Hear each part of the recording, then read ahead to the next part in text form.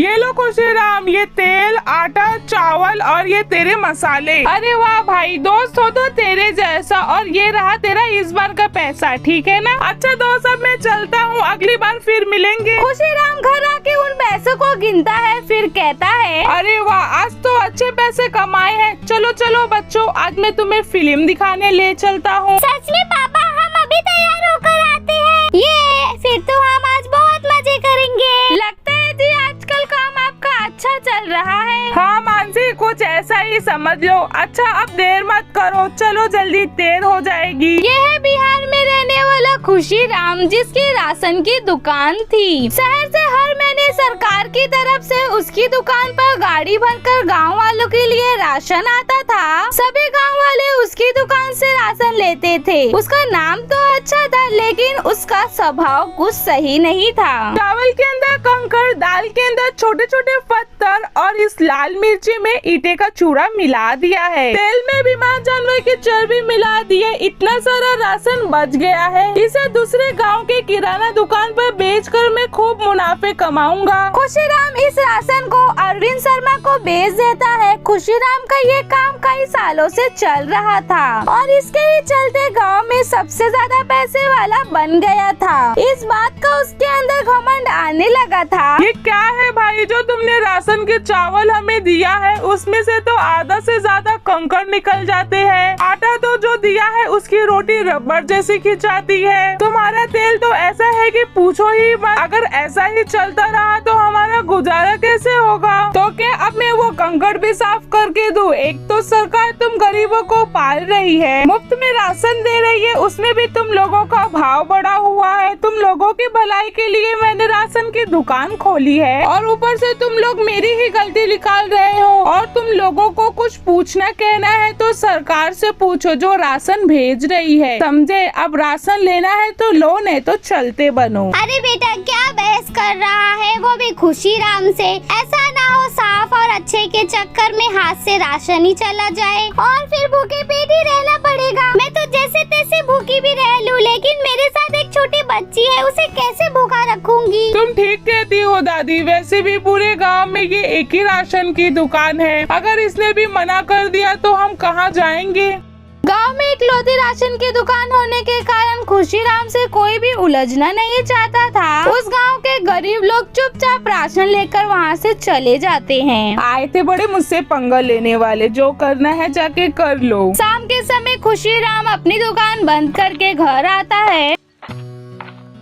आप आ गए, नहा धो के पूजा कर लीजिए, जब तक मैं खाना लगा देती हूँ। कुछ देर के बाद खुशीराम अपने परिवार के साथ खाना खाने के लिए बैठ जाता है। क्या स्वाद है इन चावलों में, खाते ही मजा आ गया। हाँ, ये बासमती चावल है जो हमने पिछले महीने शहर के मॉल से लाए थे। वैसे भी राशन खत्म होने वाले हैं। हाँ कोई बात नहीं, कल मैं शहर जा रहा हूँ तो आते वक्त लेते आऊँगा। पापा, हम भी आपके साथ शहर चलेंगे, इसी बहाने हम भी थोड़ा घूम लेंगे। ठीक है बच्चों, कल ही चलेंगे शहर राशन लेने। तुम लोग भी अपने पसंद की सारे सामान ले लेना। अगले दिन खुशीराम अपने पत्नी और बच्चों के साथ शहर में एक बड़े मॉल में पहुंच जाता है, जहां से वो 2 महीने का राशन एक साथ ही ले लेता है। पापा, मुझे बड़ी वाली चॉकलेट और मैगी की पैकेट चाहिए। मुझे भी चिप्स और कोल्ड ड्रिंक की पैकेट लेना है। हाँ हाँ बच्चों, जो तुम्हें चाहिए ले लो।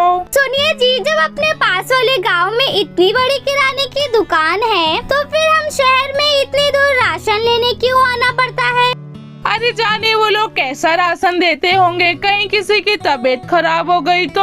और वैसे भी जब हमारे पास अच्छे खासे पैसे हैं तो फिर हम वो क्यों घटिया राशन खाएं? अब तुम आराम से एसी वाले मॉल में शॉपिंग करो और ये घटिया सोच निकाल दो। सामान लेने में ध्यान दो, फिर आज यही शहर के रेस्टोरेंट में खाना खाकर चलेंगे। ठीक कहते हो जी, मैं भी थक जाऊंगी तो जाकर मुझसे भी खाना नहीं बनेगा। खुशीराम राशन खरीदने के बाद अपने परिवार के साथ रेस्टोरेंट में चला जाता है, जहाँ तरह तरह के खाने ऑर्डर करते हैं। और यहाँ गांव में दादी अपनी पोती को खाना बनाकर देती है। जैसे ही खाना खाती है तो कहती है, ये कैसा खाना है, चावल से ज्यादा तो कंकड़ है, दाल भी पत्थर जैसा लग रहा है। अब जो है खा ले बेटी। अब वो जैसे तैसे खा लेती है, लेकिन सुबह उठते ही उसके पेट में दर्द होने लगता है। वो दर्द से चिल्लाने लगती है। दादी उसे सरकारी दवाखाना ले जाती है, पर वहाँ पहले से ही बहुत गर्दी थी, क्योंकि खुशीराम के दिए हुए राशन से गांव में किसी न किसी को कोई न कोई बीमारी होते रहती थी।